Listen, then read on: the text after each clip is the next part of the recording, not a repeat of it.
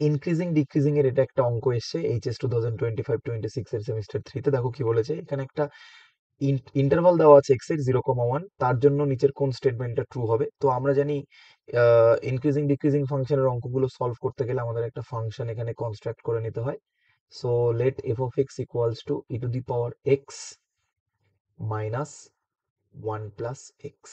ওকে, so now এখানে f of zero কত হবে, put x equals to zero, তার মানে e to the power zero minus 1 plus 0.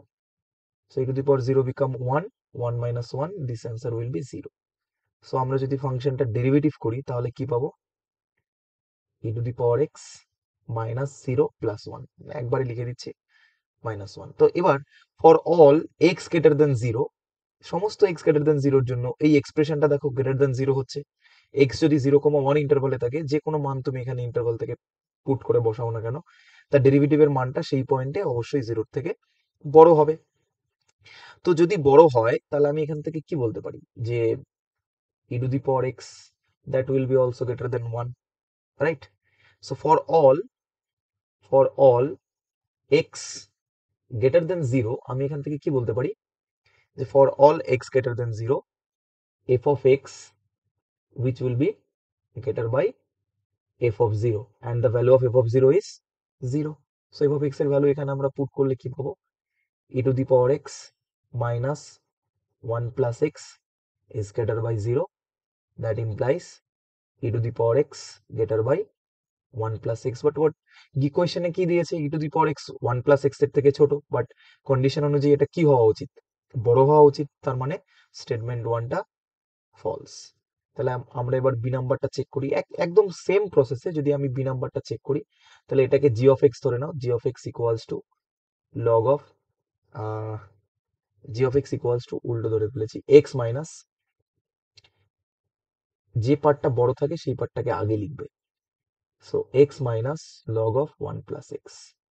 তো এখানে আবার একই রকম ভাবে আমরা জি অফ জিরো কত পাবো, 0 মাইনাস লগ 1, লগ 1 কত হয়, 0 হয়, ঠিক আছে।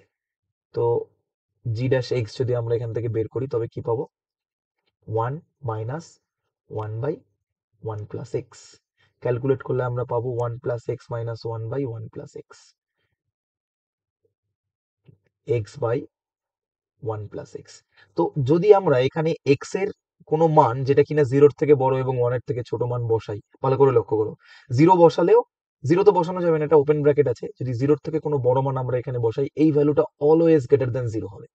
তো এই ভ্যালুটা যদি অলওয়েজ গ্রেটার দ্যান 0 হয়, তাহলে আমরা কি বলতে পারি, এটা একটা ইনক্রিজিং ফাংশন, তার মানে g of x greater than g of 0 হবে, আর জি অফ 0 এর মান তো equals to 0। So what is the value of g of x, that is log of 1 plus x minus x greater by 0, that is log of 1 plus x greater by x, তার মানে x less than log of 1 plus x less than x হবে, option B is the correct answer.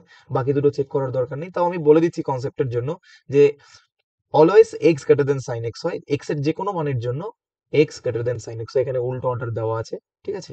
একই রকম ভাবে log x এর value সবসময় x এর থেকে ছোট হয়, ঠিক আছে। কোন ইন্টারভালে হয়, শুধুমাত্র 0,1 ইন্টারভালের জন্য, ইন্টারভাল চেঞ্জ হলে কিন্তু এই স্টেটমেন্টটা ট্রু হবে না। So option B is the correct answer.